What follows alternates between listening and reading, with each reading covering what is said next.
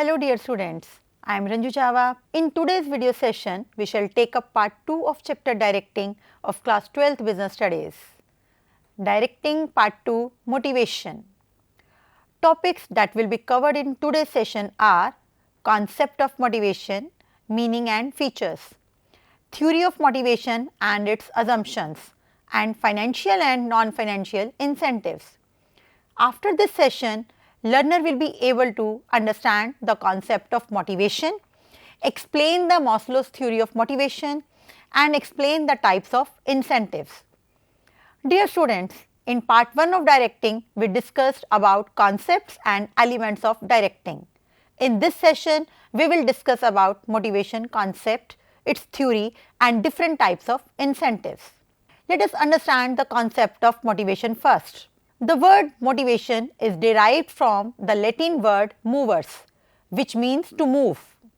Motivation refers to a process of stimulating, inspiring and inducing people working in an organization at different departments, posts and positions.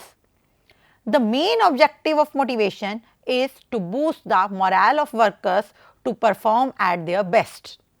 It is a psychological term, represents that it cannot be forced on the workers of a concern. It induces them from within to improve their work efficiency. It may be considered as a driving force, inspires personnel to put in their best efforts for accomplishment of organizational objectives. Dear students, you can see a picture showing concept of motivation in this slide. Let's discuss its features now. Features of motivation are: number 1, motivation is an internal feeling.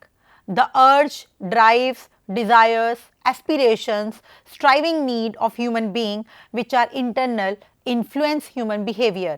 For example, people may have the urge or desire for possessing a motorbike, comfortable house, reputation in the society.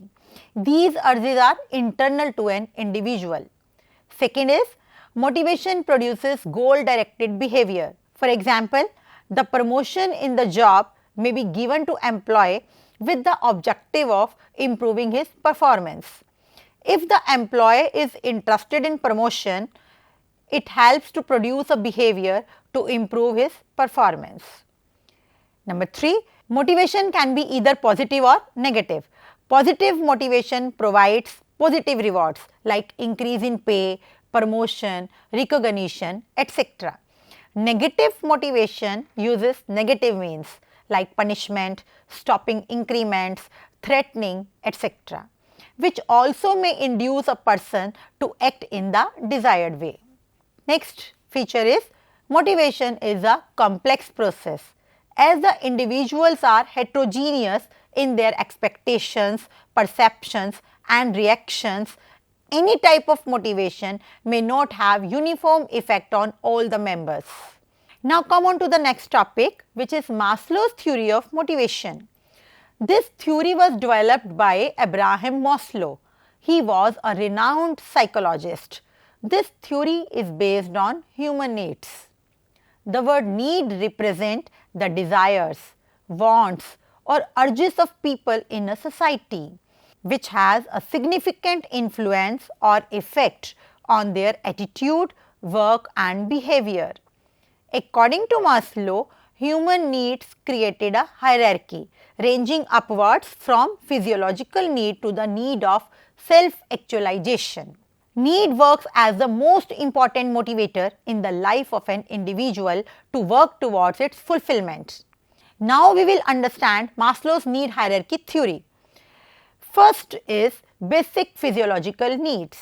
These needs are most basic in the hierarchy and corresponds to primary needs.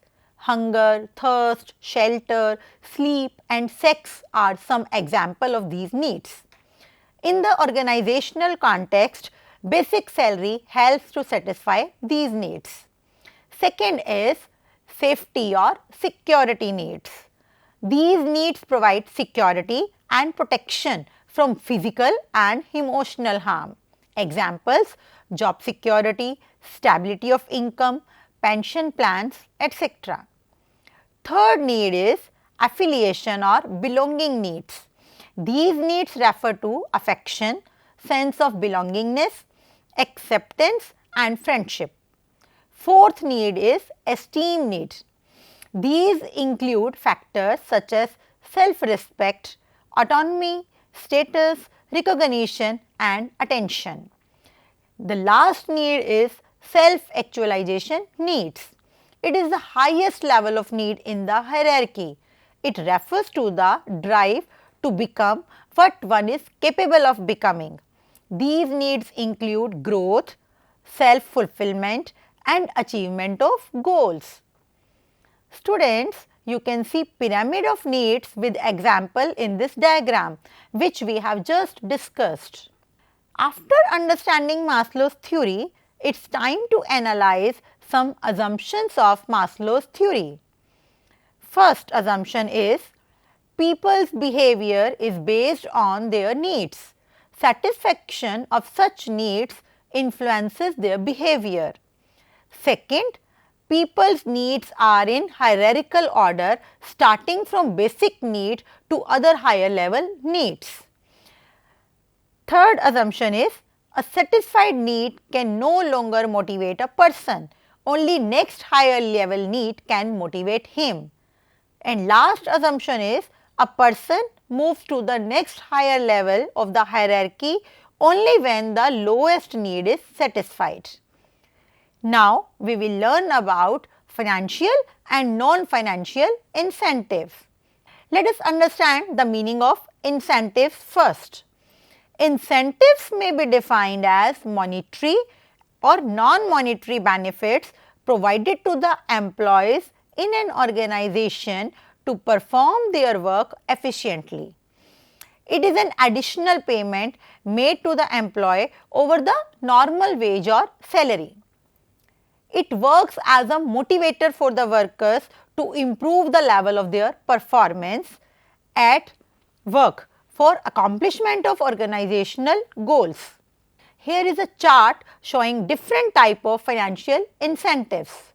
Now, we will discuss the different financial incentives in detail.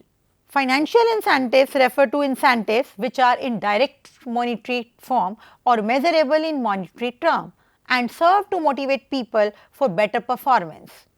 The financial incentives generally used in organization are listed below.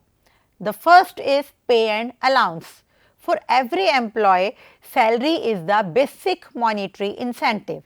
It includes basic pay, dearness allowance and other allowances. Second incentive is productivity linked wage incentives. Several wage incentive plans aim at linking payment of wages to increase in productivity at individual or group level. Third incentive is bonus. Bonus is an incentive offered over and above the wage or salary to the employee. Next incentive is profit sharing. Profit sharing is meant to provide a share to employees in the profits of the organization. Some other incentives of this category are number 5th, co-partnership or stock option.